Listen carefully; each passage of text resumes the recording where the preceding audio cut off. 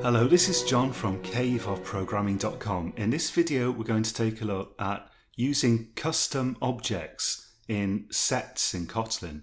And what I say here is also going to apply to using an object of your own type as a key in a map. Let's create a little class here. I'll call it fruit, and we'll just have a single property of type string, which is going to be the name of the fruit. And now let's try adding that to a set and see what happens. So here I'm going to say val fruits equals, I'll just use set of for the moment, and we're going to add some fruits to that. So let's have a fruit, and that's going to be an apple. I'll just use lowercase text here. I'll put a comma in, and I'm going to duplicate this multiple times and just create some fruits with different names. So now I've created a bunch of different fruits and I've added them to a set, and I'm just going to print the set out here. Let's take a look at it and see how it looks. So I run that. And the first thing you notice when you try to run it is that the items in the set are just coming out with this very ugly default toString, which is just outputting the name of the class and an @ sign and the hash code. Let's try to make this a bit smaller so it's a little bit easier to see. So we can fix that just by adding a toString to fruit.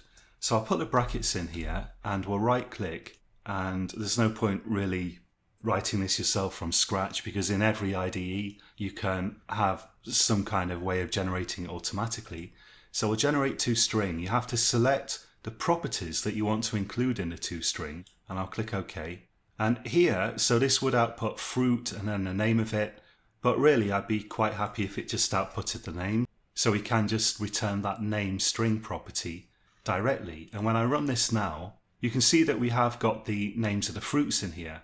Now remember, sets are not supposed to store duplicates. So let's take a look at what happens if we do have a duplicate fruit in there. Let's have maybe a duplicate apple, and I'll also have a duplicate mango while we're at it. So we can put those anywhere we like, it doesn't really matter. And when I run this, you can see that the duplicates are in there, and this isn't a desirable behavior of a set. It's not supposed to do that. It's supposed to remove the duplicates, otherwise you wouldn't use a set, you'd use a list. And the problem is that Kotlin has no way of figuring out whether one fruit is considered to be equal to another fruit or not. In order to tell it, you have to implement the hash code and equals methods. Let's do that. So I'm going to right click here, go to generate, and again every IDE lets you do this, and we'll generate equals and hash code. So we have to choose the properties that should be compared when we're trying to decide if two things are equal or not. We might not want to choose all the properties, we might not consider them all relevant, but here we've only got one property, so I'll just make sure that's selected. Click next, and now we want to check the properties for the hash code method. Click create, and it's generated those methods for me. Now let's try running it again. And now you can see it has successfully removed duplicates here because now it can compare them. It's going to use the hash code method to do a really fast compare, but that won't give us a definitive answer on whether two objects are equal or not.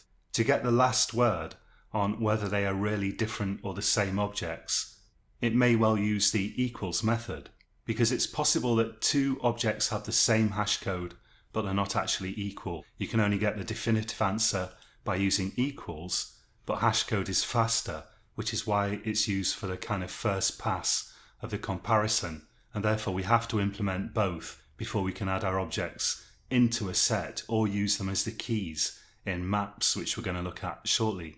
Now there's still a problem here if instead of set of we use sorted set of. Let's see what happens now if we try to add these objects of our own custom fruit class to a sorted set. So I run this and we get an error, and the problem is that there's just no way that we've specified to compare different fruits. To make them comparable, to allow Kotlin to compare them, we have to implement the comparable interface. So let's just put a colon and then comparable here, and we have to say what kind of thing is being compared, and that's of course our fruits here. And now we have to implement the only method that comparable has. The easiest way to do that in most IDEs is hover over the error and go to something like implement members. So it's going to implement compare to. Let's click OK. And then we actually do have to implement this ourselves. So how do I want them to be compared? Maybe I want them to be compared in alphabetical order. And in that case, I can just return, and I can use the compare to methods that are built into the string class. So I can say here name.compare to, and the other fruit that we have to compare it to is going to be passed to compare to. So I can say here other.name, and that gets passed in right here. And the idea is that if this fruit should sort lower in the sorting order than the other fruit that we're comparing it to, we should return a negative number. If the two fruits are considered equivalent in the sorting order, we return 0. And if this current fruit that we're working with here should sort higher in the sorting order than the other fruit, then we should return a positive number from compare to. Let's now try to run that and see what happens. So you see it has actually worked and are now ordered in alphabetical order. Suppose I decide that I want to change the sort order. For example, a common thing to do might be that I want to sort these in order of string length, in order of the length of the names. So I go back to my compare to method and I just have to change how this works. We can use the length property to get the sizes of strings in Kotlin. So let's say here, for example, name.length minus other.name.length. And I think that would do what we want. So if this length is shorter than this length, then we would end up returning a negative number indicating that this fruit should sort lower in the sort order than this fruit. It's going to be positive if this one sorts higher in the sort order because this name's longer, and it's going to be 0 if they have the same length. But there is a problem with this implementation. Let's run it and take a look. So you can see it's sort of partially worked, but where's, for example, grape gone? It's not in the list anymore. And the problem is that grape has 5 letters, and so does mango. So this sorting algorithm ends up considering grape and mango to be equivalent as far as sorting goes. They sort in the same position, therefore only one of them has ended up appearing. And I don't really want that. I want them all to be in the resulting set, even if they have the same positions in the sort order. But of course I have to decide what to do in the case that 2 items do have the same position in the sort order. All I need to supply is a secondary sort order.